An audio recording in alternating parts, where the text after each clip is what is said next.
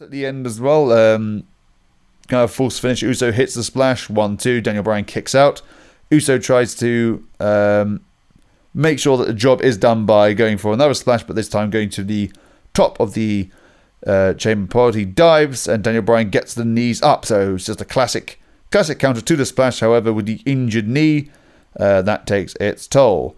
Daniel Bryan hits the running knee, thus injuring his knee even further, but he gets the win. And here comes the tribal chief, not the big dog, looking like an absolute badass. A bastard, but a badass, coming down to the ring, setting up for that spear. I mean, to be fair though, it's like I was thinking maybe because I'm trying to use that kind of booking where this would be the main story of the show. I thought this would be the main event.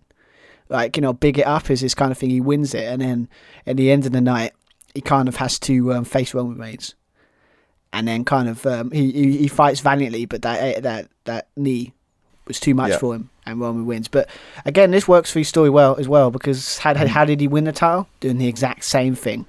Yep. So it totally works for his character, but it was a very short match, as you expect. Mm-hmm. With so you said going for the spear, Danny Bryan reversed it into the yes lock. The commentators were really, really selling that, when he had that locked in, that he's going to win the title. But no one in a million years thought he would. Roman Reigns came out with it powered out and done there.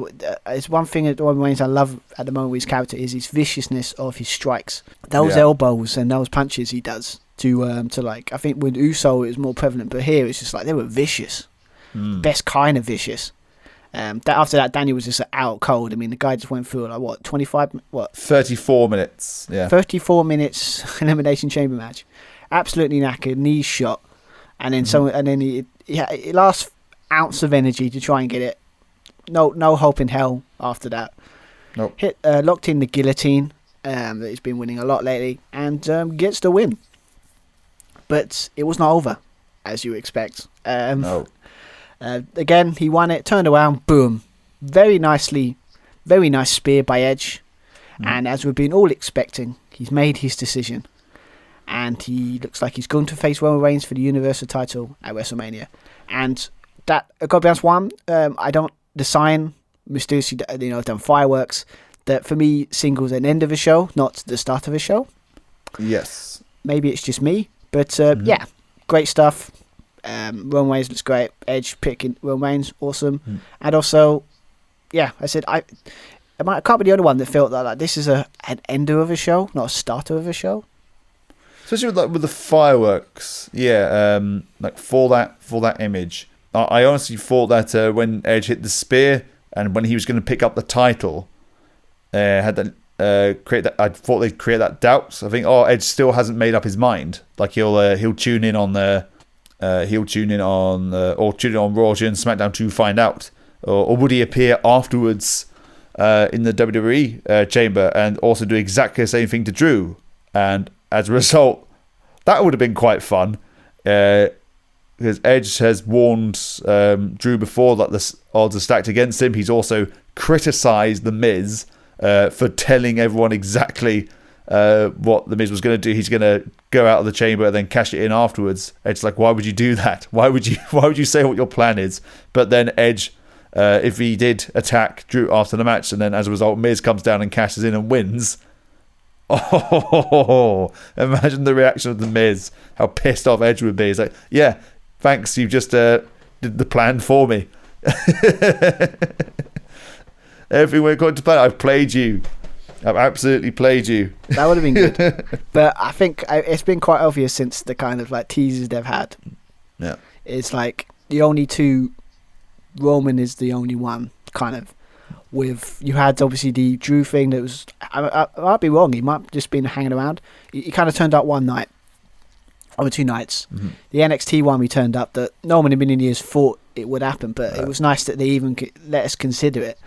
A little bit of fancy booking going on there, yeah. Yeah, I mean, I like the idea of him in NXT for like one or two matches, but him as the NXT champion, I'm not a fan, but that's just me.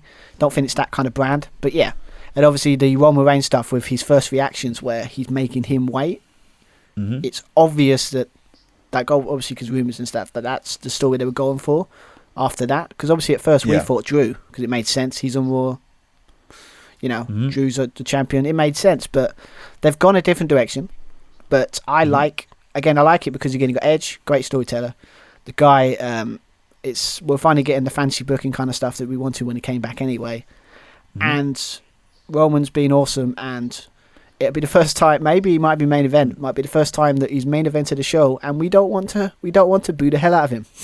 We actually want him there. You know. That sounds horrible, but it's just weird. This whole pandemic year, of just like the start of the pandemic, we hated him as much as we did. We liked him a bit less. We hated him a bit less because of the whole thing with his illness. But he's come back, done excellent heel work. Love his character, love his stuff, and now it's like he's in the main event of WrestleMania. And I've got a feeling if they're with the fans, they actually might cheer him. It's crazy when you think about it, you know. But I mean, as a match as a whole, I think it was a good chamber. Nothing to write home about in the sense of any shocks, but it was a solid chamber. I think good opener to the show. Should have been the ending, but that's just my opinion. But what do you think? But when you've got the big old title change at the end, that kind of surprise, and it's a WWE Championship, it's a much more prestigious title. I'm not surprised that match wrapped up the show, even though this was the better chamber match. Yeah.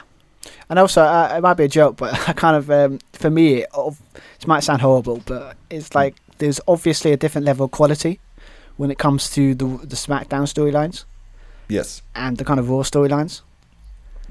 Because with the Raw SmackDown one, there's all these interesting interchangeable storylines, like, you know, with Danny Bryan, Cesaro, Kevin Owens, Jey Uso. Like, they've built up quite nicely that you kind of had options. Yeah. With Raw, there wasn't as much. No. It's you know, maybe I'm just being really heavily critical, but I just kind of noticed it. Yeah, there's more options with on the SmackDown side, for sure. That's why I think we were saying Edge initially to go against Drew, because Drew's pretty much gone against everyone. Whereas Roman, there's Daniel Bryan, there's Cesaro. He's faced Kevin Owens before. You know, Shinsuke Nakamura has turned face recently. The Sami Zayn documentary, will that factor into a potential face turn? There's a lot more options on the SmackDown side of things. Yeah, because they built up everyone quite nicely. I mean, I'm not even talking about the Intercontinental title scene with Big E and Apollo Crews and stuff. So, yeah, I mean, loving SmackDown at the moment. So, but yeah, just to kind of notice. But yeah, Chamber was good. The setup for the match afterwards made sense for Roman's character. Yeah, either way, it was a good start to the show.